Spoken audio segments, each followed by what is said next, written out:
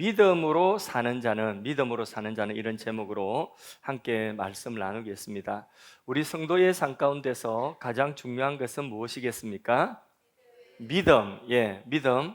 몰라도 오늘 제목 보시면 매일 오실 때마다 항상 질문할 때에 어렵게 질문하지 않습니다. 저 뒤에 계신 분들도 힌트를 받으셔가지고 눈치가 좀 이렇게 빨리빨리 이렇게 예배 시간에도 그러면 질문 다 대답할 수 있습니다. 우리 신앙인들에게 제일 중요한 것은 믿음입니다. 구원은 무엇으로 구원받았습니까?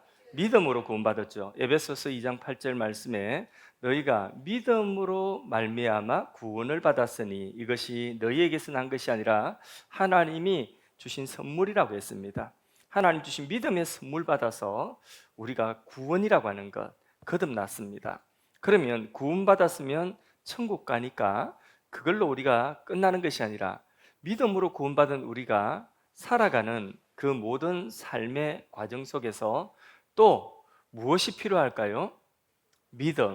믿음으로 살아가야 됩니다. 눈치 좀 빨리. 예.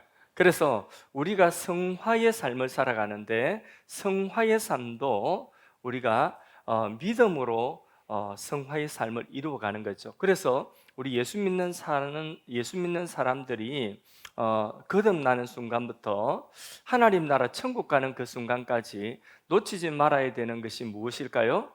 믿음. 예, 하나도 안 어렵다고 했습니다. 좀 그 아는 거는 크게 대답하시고 모르는 건 자신 없는 거는 천천히 낮게 대답하시도 아는 거는 자신 있게 대답하면 될 거 아닙니까? 믿음 이게 뭐 어렵습니까? 그래서 우리 살아가는 예수 믿는 신앙생활을 무슨 생활이라고 하죠?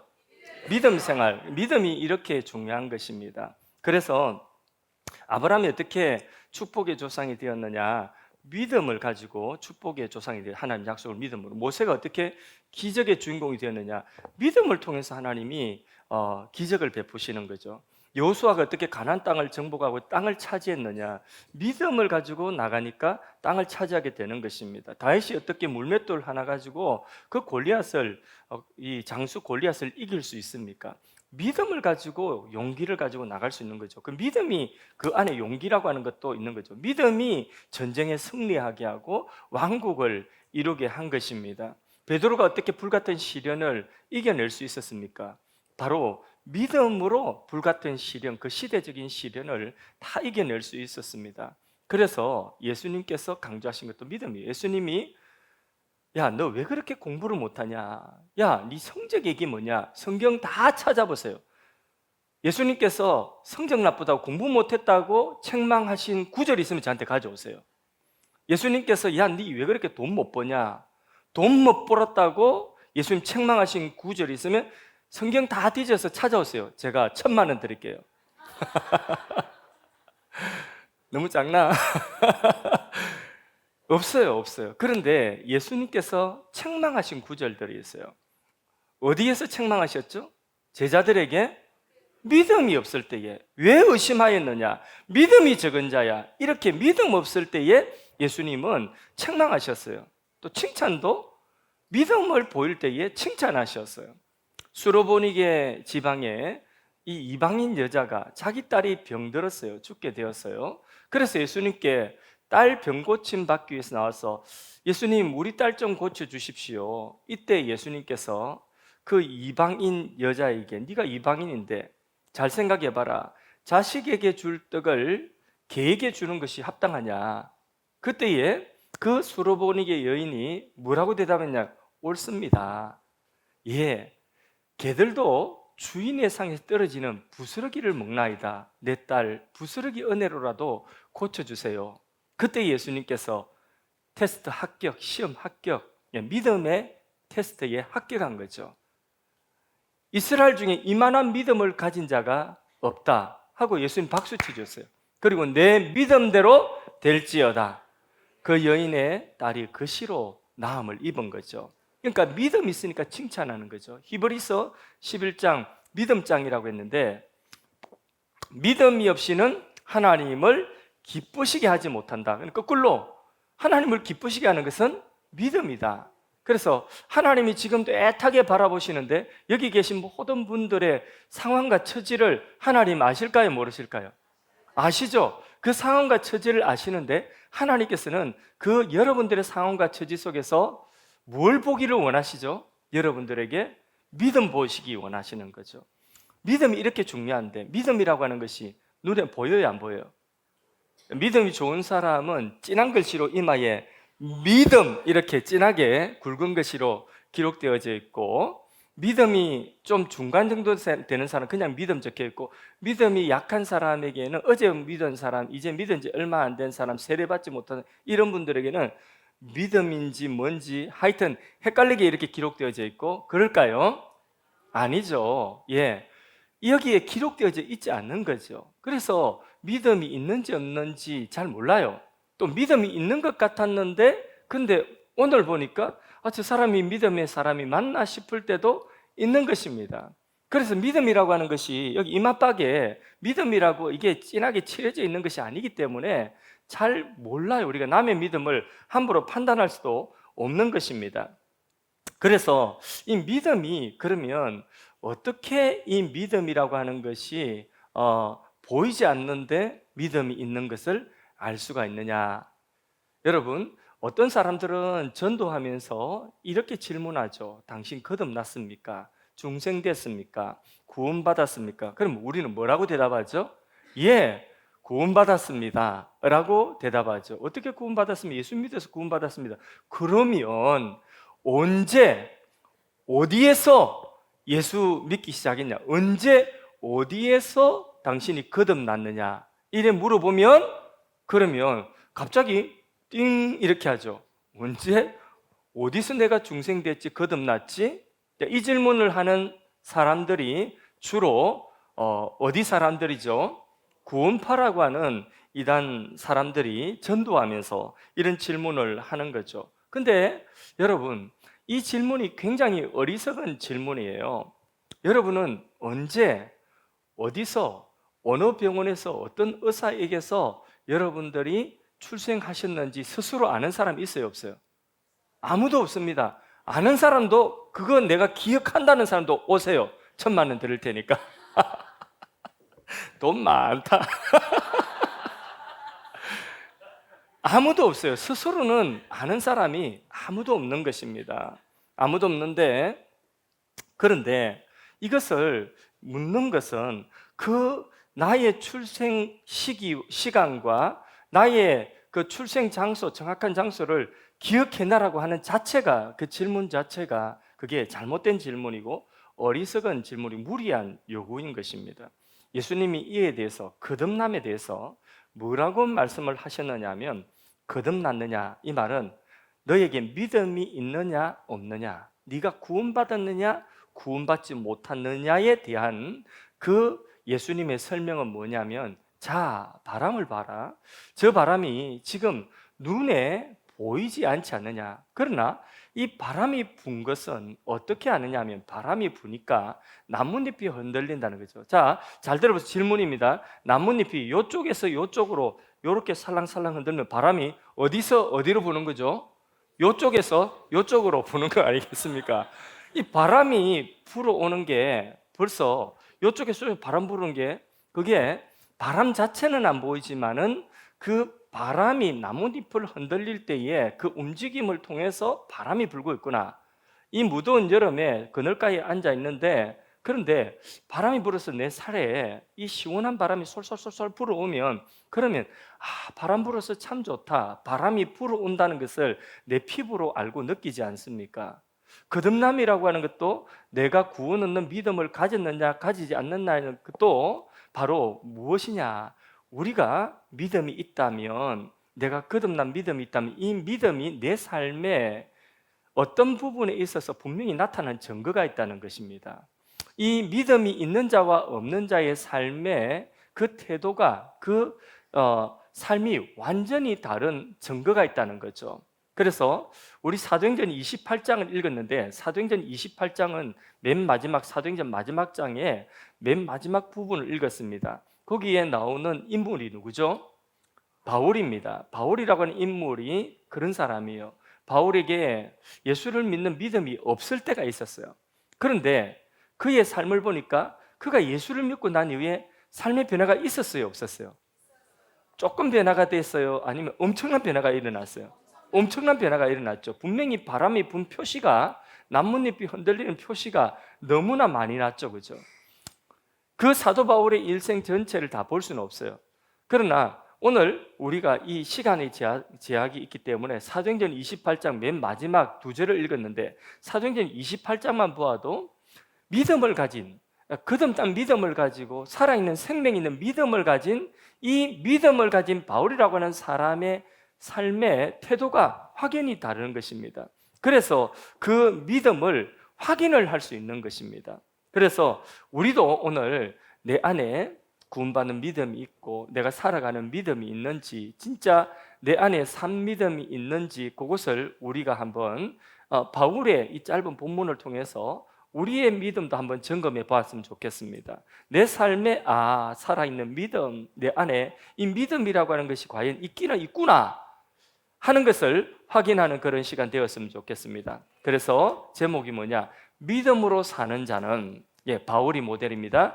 믿음으로 사는 자의 그 삶에 나타나는 증거들을 같이 보는 거죠. 첫 번째로, 믿음으로 사는 사람에게는 인생의 위기가 찾아와도 그 위기를 기회로 만들어내는 것이 믿음의 증거인 것입니다. 믿음으로 살면 아무런 어려움도 없다, 믿음으로 살면 모든 위기가 다 사라진다, 거짓말입니다.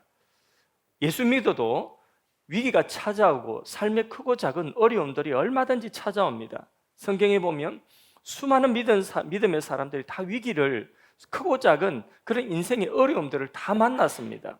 만났는데 중요한 것은 뭐냐 하면, 그 위기를 만날 때에 그 속에 믿음이 있는 사람은 그 위기를 대하는 태도가 다르다는 거죠. 위기를 기회로 바꾸어 버리는, 그게 믿음의 능력이라고 하는 것입니다. 사도 바울이 사도행전 28장, 오늘 읽은 본문 이 28장에 딱 보면, 그가, 사도 바울이 그토록 보기를 원했던 곳, 밟기를 원했던 곳, 가기를 원했던 곳, 그곳이 어딜까요? 로마입니다. 로마. 당시 세계의 중심지였던 로마. 바울은 언제나 내가 로마도 보아야 하리라. 그래서 로마를 보기를 원했고 로마에 가기를 그렇게 원했던 것이죠. 로마에 너무 가고 싶은데 지금 당장 갈 수 없어요. 그래서 편지를 막 기록해가지고 그렇게 영감받은 편지를, 그것을 로마에 먼저 보냈어요. 그 편지가 뭐죠? 로마서라고 하는 성경이 되었어요. 그렇게 바울은 로마에 가기를 그렇게 간절히 원해. 지금 드디어 사도행전 28장 딱 열어보니까 바울이 로마에 지금 도착했습니다. 그런데 문제는 바울이 로마에 도착했을 때에 그때의 신분이 어떤 신분이었습니까? 죄수의 신분이었습니다. 이름만 들어도 설레는 로마, 그토록 가기를 원했던 그 로마의 땅을 딛고 섰는데, 그런데 그는 쇠고랑이 차에서 지금 시장에 나갈 수도 없고 회당에 나갈 수도 없고 광장에 나가서 전할 수도 없습니다. 자, 여러분, 바울이 로마를 그토록 보기 원했던, 그 땅에 가기를 원했던 이유가 뭡니까? 로마가 당시의 세계 최고의 도시니까 미국 뉴욕 가서 보기를 원하듯이, 아니면 로마라고 하는 도시가 굉장히 그거에 볼거리가 많아가지고, 그래서 로마를 내가 여행해야 되겠구나, 로마에 뭐 맛있는 것이 많다더라, 어디 로마에 유명한 어떤 추천하는 관광지가 있더라, 그래서 로마에 가기를 원했습니까? 아니죠. 바울이 로마에 가기를 원했던 이유는 단 한 가지입니다. 뭐죠? 내가 로마에서도 복음을 전하여야 하리라. 로마에 가서 복음을 전하는 것이 바울의 심장을 뛰게 하고 그의 인생에 로마에 가는 것이 너무나 기대가 되고 그걸 꿈꿨던 사람이에요. 자, 그런데 지금 묶여 있어요. 지금 죄수의 신분입니다. 그러니까 뭔가를 할 수 있는 그런 상황이 아니에요. 자, 여기에 우리 16절, 28장 16절 보세요. 바울의 상황을 지금 한번 봅니다. 로마에 도착했는, 그 설레는 로마에 도착했을 때 바울의 상황 16절을 읽어봅니다. 시작. 우리가 로마에 들어가니 바울에게는 자기를 지키는 한 군인과 함께 따로 있게 허락. 자, 로마에 들어갔는데 한순간도 떠나지 않고 자기 곁에 자기를 지키는 보초가 있어요. 로마 군인이. 한순간도 화장실도 못 가. 이 사람 같이 안 가면. 자, 그런데 20절을 보세요. 조금 더 설명하고 있습니다. 20절 읽습니다. 시작. 이러므로 함께 이야기하라고 청하였으니 이스라엘의 소망으로 말미암아 내가 이 쇠사슬에 매인 바 되었으니, 지금 보초가 지키고 있는데 보초하고 자기하고 쇠사슬로 묶여 있어요. 아직 미결수지만은 이 제수가 도망가지 못하도록 로마 군인이 긴 쇠사슬을 이 바울의 발에 하나 묶고 또 저쪽에 군인의 발에 하나 묶고 이렇게 가지고 도망 못 가도록 쇠사슬에 매여 있는 이런 상황입니다. 근데 아무데도 가지 못하는 그런 제수의 신분으로 구금되어져 있는 이런 신분이 바로 지금 현재 로마에 도착한 바울의 형편입니다. 자, 어렵죠, 그죠? 마음이 힘들죠, 그죠? 예, 오아시스를 기대했는데 오아시스가 아니라 지금 자신은 죄인의 신분이고 너무 답답한 상황입니다. 인생이 어떻게 생각하면 위기고 어떻게 생각하면 큰 어려움일 수도, 마음에 큰 어려움일 수도 있습니다. 근데 바울은 그 속에 뭐가 있었죠? 믿음이 있었기 때문에 바울 속에 있는 믿음은 바울이 지금 그 처한 위기의 상황, 그 어려운 상황을 기회로 만들어 버리는 것입니다. 여기서도 내가 온 목적이 복음을 전하는 목적이니까 하나님의 이 뜻을 반드시 이루실 거야. 하나님이 어떻게 해서든지 이루실 거야. 예, 여러분, 부흥의 날, 우리 둘째 날입니다. 둘째 날 제목이 혹시 생각이 나십니까? 부흥의 둘째 날 제목. 예. 마음이 있으면 길이 보이고 마음이 없으면 핑계가 보인다. 제목이 멋지죠? 근데 이제 강사님이 조금 이렇게 나가시는 바람에 요 본문의 이렇게 제목대로 여기에 돌아오셨으면, 그래서 어서 돌아오십시오 이렇게 내가 기도했는데, 마음이 있으면 길이 보이고 마음이 없으면 핑계가 보인다. 제목 너무 멋지지 않습니까? 그렇죠? 예. 자, 요거를 오늘 설교의 버전으로 제가 한번 말해 보겠습니다. 자, 마음이 있으면, 그렇죠. 마음이 있으면 길이 보이고, 예. 또 마음이 없으면 그거 아니죠. 자, 오늘 버전으로 믿음이 있으면, 예, 믿음이 있으면 길이 보이고 믿음이 없으면, 그러니까 믿음이 없으면, 바울에게 믿음이 만일에 없었다면 내가 이렇게 묶여 있는데 빨리 이 미결수 신분을 벗어나야 되는데 빨리 재판이 진행돼야 되는데, 그 당시에 로마 시민권자에게는 뭐가 있냐면 로마 황제에게 항소할 수 있는 항소권이 있어요. 우리나라가 1, 2, 3심 형사법원에 3심 대법원까지 갈 수 있는, 항소할 수 있는 권리가 대한민국 국민으로서 권리예요. 그런데 인권이 없는 나라는 그냥 그 자리에서 딱 재판하고 그냥 그 자리에서 몇 때리든지 죽이든지 이렇게 집행을 해버리는, 이게 인권이 없는 나라예요. 근데 자유와 인권이 있는 나라는, 그 존중해주는 나라는 네가 아무리 잘못됐다 할지라도 너에게 상소할 수 있는 권리를 적어도 3번 대법원에까지 갈 수 있는 그런 권리를 준다, 이거거든요. 그런데 그 당시에 고된 그런 게 없었어요. 근데 로마 시민권자에게는 특별한 권리가 있었어요. 로마 시민권자에게는 여기저기서 막 재판 받는데 그거 못 믿겠다, 뭐 어느 총독이 재판을 못 믿겠다, 나는 로마 시민권자에게 나는 황제의 재판을 받기를 원한다, 이러면 그게 황제 상속권인데 황제에게 가서 직접 재판을 받을 기회를 주는 거죠.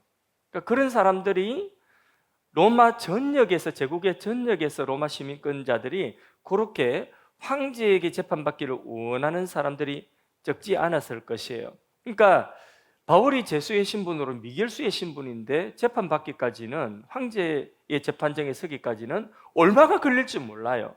이런 기간 동안에 묶여 있어야 되는 거죠. 그러니까 바울에게 핑계가 되려고 하면 이렇게 묶여 있는데, 이게 해결되고 나면 내가 이 로마의 회당에 가서, 거리에 가서 마음껏 전하리라, 보통 사람들의 생각이죠. 근데 믿음을 가진 바울은 그렇게 생각하지 않았다는 거죠. 믿음을 가진 바울은 내가 지금 묶여 있지만은, 자, 믿음이 있으면 뭐가 보인다고요?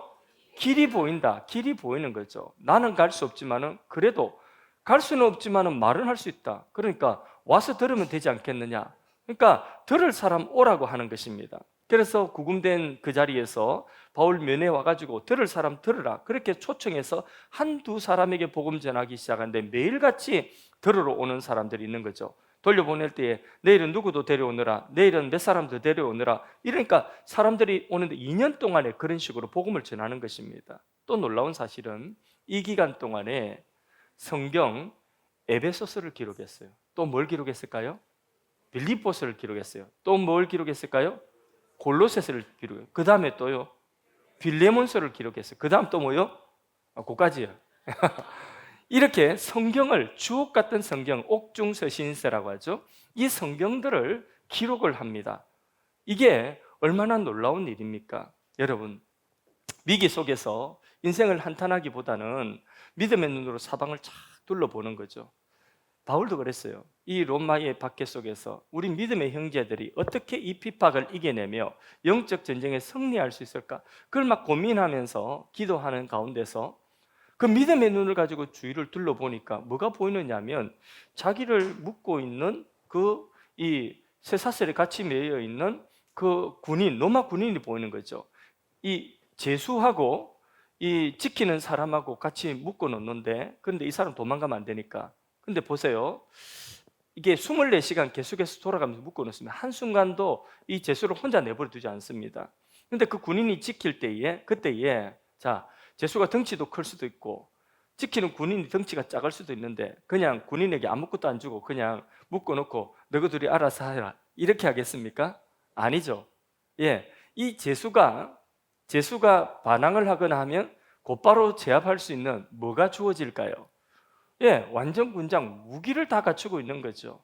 바울이 눈을 들어서 매일 보는 그 사람이 누구냐 하면 바로 로마 군인, 자기를 지키고 있는 군인이죠. 근데 바울은 또 고민하는 고민 중에, 바울이 늘 기도하는 기도 제목 중에 하나가 뭐냐면 이 로마의 박해 속에서 어떻게 믿음의 형제 자매들이 이 믿음을 지켜낼 수 있을까? 어떻게 영적 전쟁에 승리할 수 있을까? 이거를 딱 생각하면서 딱 보니까 옆에 로마 군인이 무장을 딱 하고 있는 거죠. 그래서 머리에 구원의 투구를 쓰고 또 가슴에 의의 흉배를 붙이고 그리고 믿음의 방패를 들고 한쪽 손에는 성령의 검, 하나님 말씀을 들고, 이게 다 어디서 나왔죠?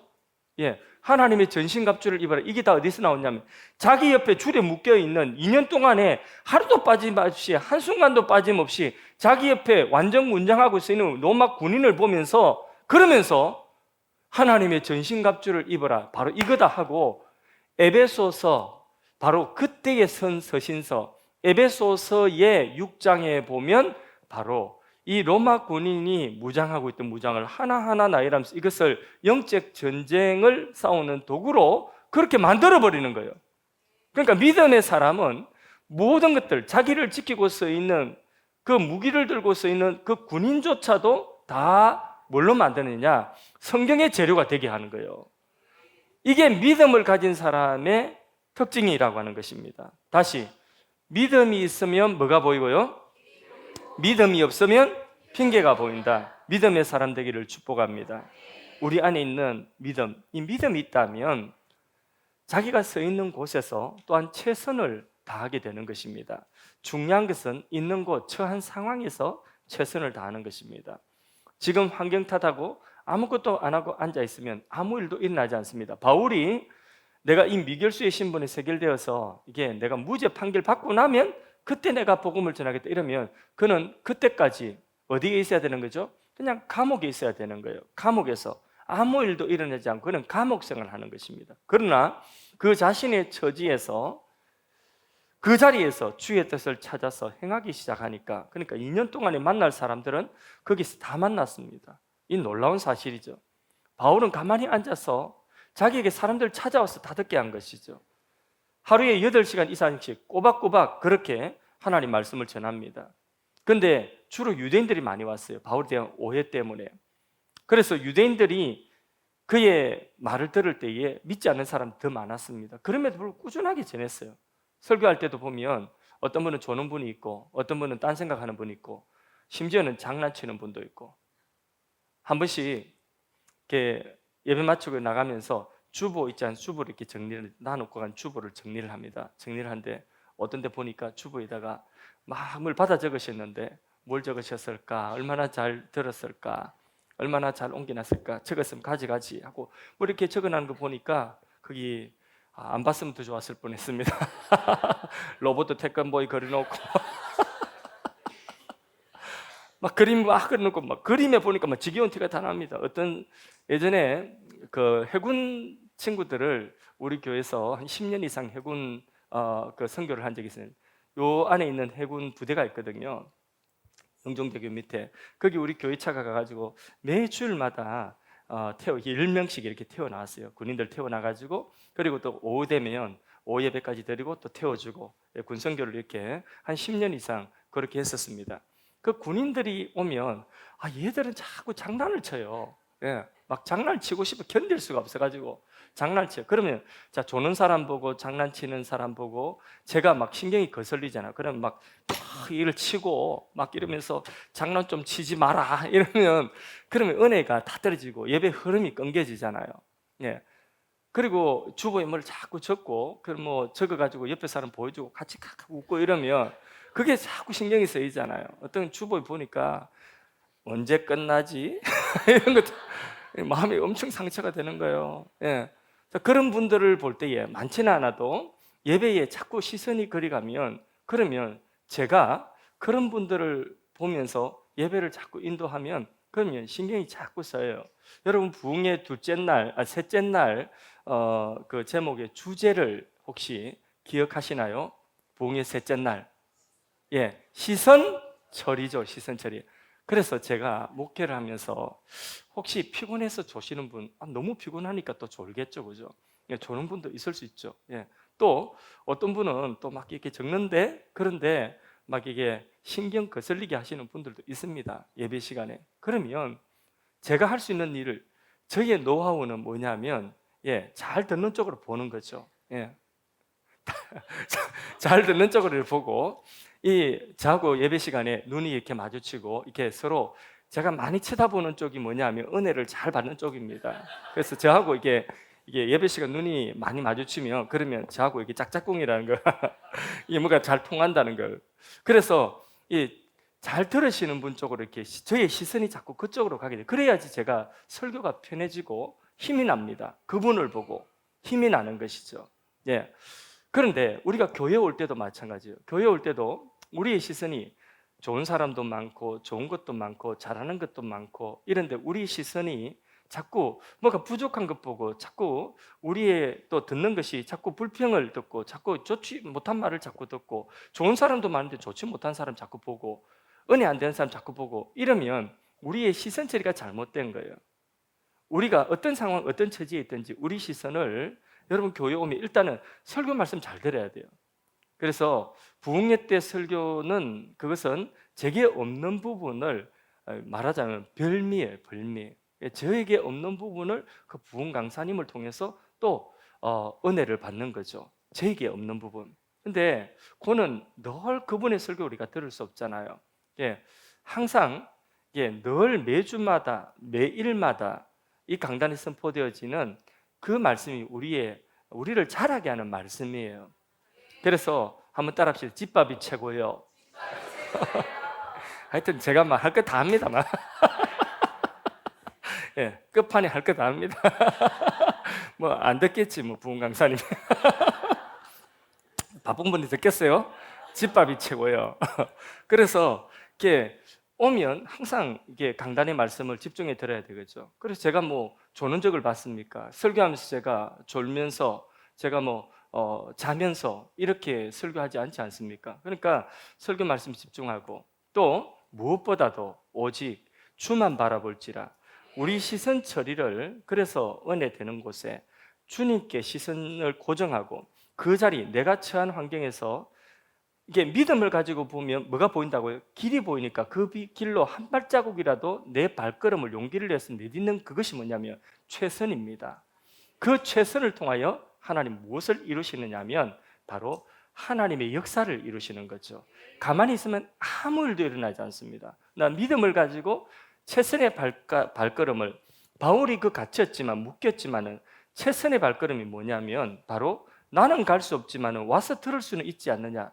그렇게 마음을 가지고 와서 들으라고 자꾸 그런 기회를 자꾸 만드니까, 그러니까 2년 동안 들을 사람 다 들었습니다. 믿음의 사람 되기를 바랍니다. 그 사람에게는 하나님이 도우십니다. 하나님이 역사를 이루신. 바울이 로마에 뭐 때문에 갔다고요? 관광하러요? 아니죠. 바울이 복음 전하기 위하여 갔죠. 2년 동안에 복음 전할 거 다 전했습니다. 그래서 바울이 전한 그 복음의 결과가 뭐냐면 바로 아름다운 구원의 열매가 로마에 맺히게 되는 것입니다. 믿음으로 사는 사람은 무슨 일이든지 요렇게 둘러가는 것 같아도 합력하여서 뭘 이루냐? 선을 이루는 것입니다. 할렐루야. 바울이 2년 동안 묶인 상태에서 복음 전하여 성경을 4권을 기록하고, 그리고 에베소서의 말씀처럼 하나님의 전신갑주를 입어라, 이런 주옥 같은 말씀이 자기 지키고 있는 군인에게서 나오고, 그리고 또 전할 사람들에게 다 전했는데, 그 놀라운 사실은 로마에 들을 사람 듣고 구원받을 사람들이 많이 생기게 되었습니다. 빌립보서 4장 22절을 보세요. 정말 놀라운 사실이 또 있습니다. 빌립보서 4장 22절. 빌립보서도 역시 바울이 요 기간 동안에 기록한 옥중서신서입니다. 거기 보면 4장에 보면 빌립보서 맨 마지막 부분을 보면 이런 부분이 나옵니다. 같이 읽어보겠습니다. 모든 성도들이 너에게 문안하되 특히 가이사의 집 사람들 중에 외치니라. 자, 지금 바울 곁에, 로마에 지금 바울 곁에 있는 사람들, 로마의 그리스도인 형제들이 빌립보라고 하는 교회에 있는 형제들에게 편지를 보내면서 여기 있는 형제들이 너희들에게, 빌립보 교인들에게 문안한다 하면서 누구도 같이 문안하고 있다고 했죠? 가이사의 집 사람들. 가이사는 누군지 알죠? 시저, 황제의 집 사람들도 너희들에게 문안한다. 그러면 누가 믿고 있다는 거죠? 지금 황제의 집 사람들도 지금 믿게 되었다는 거죠. 이게 놀라운 역사 아닙니까? 이게 하나님의 역사예요. 바울이 구금되어져 있는 동안에 전할 사람들에게는 다 전했고 믿을 사람들을 다 믿게 되고, 그 중에는 가이사의 집 사람들도 있다는 거죠. 로마의 친위대 이 군인들이, 이 사람들이 항상 이 바울을 지키고 있는데, 이 사람들이 어디도 들어가느냐면 이 황제의 뜰에도 들어가는 거죠. 그래서 황제의 집안 사람들과 같은 공간에 있는 군인들이에요. 이 친위대들이 바로 그 사람들이에요. 그러니까 이 사람들이 예수를 믿고 가서 또 전하고, 친위대가 먼저 복음화 되어지고, 그리고 또 황제의 집 사람들에게도 복음이 전가되어지는 이런 아름다운 열매. 바울이 로마에 간 목적을 이루었어요? 못 이뤘어요? 이루었죠. 어째 보면 바울이 자유의 몸이었다. 바울이 자기가 가고 싶은 대로 로마를 갔다. 이런 바울은 죽었을 수도 있어요. 아시지 않습니까? 바울을 죽이지 않고는 먹지도 않겠다는 사람이 유대에 몇 명이 있었죠? 결사대 40명이 있었어요. 이런 사람들이 곳곳에 있습니다. 그러니까 바울은 로마에 가기도 전에 이미 죽었을 수도 있습니다. 그런데 바울이 로마를 향하여 출발하는 그 시점부터 바울이 2년 동안에 자기가 전할 것 다 전하고 잠시 또 석방되거든요. 그런데 자기가 전할 것 다 전할 때까지 한순간도 떠나지 않고 자기를 지켜준 호위병들이 있어요. 그러니까 바울을 만나기 위해서는 몸 수색하고 들어와야 돼요. 이보다 더 안전할 수는 없다. 그러니까 부흥의 첫째 날 제목이 뭔지 아십니까? 예, 첫째 날 제목. 예, 빨리 기억해내세요. 예, 내 생각대로 되지 않는 것은 참 멋진 일이다. 예, 이게 하나님 지혜예요. 바울을 안전하게 지키시고 이 방법으로 안전하게 바울 로마까지 오게 하시고, 그리고 전할 사람에게 다 전하게 하시고, 그리고 안전하도록 그렇게 지켜주신 그 하나님의 완벽한 지혜예요. 이거는. 그러니까 바울이 풀려났다면 바울은 죽을 사람일 수도 있습니다. 하나님께서는 하나님의 지혜로 완전하신 능력으로 비록 제수의 몸이지만은 그 온 목적을 다 달성하는 거죠. 합력하여서 뭘 이룬다고요? 선을 이뤘다. 30절에서 31절 말씀 마지막으로 읽고 정리하겠습니다. 읽습니다. 바울이 온 이태를 자기 셋집에서 머물면서 자기에게 오는 사람을 다 영접하고 하나님 나라를 전파하며 주 예수 그리스도에 관한 모든 것을 담대하게 거침없이 가르치더라. 아멘. 담대하게 거침없이. 이게 바로 믿음의 사람들에게 나타나는 특징인 것입니다.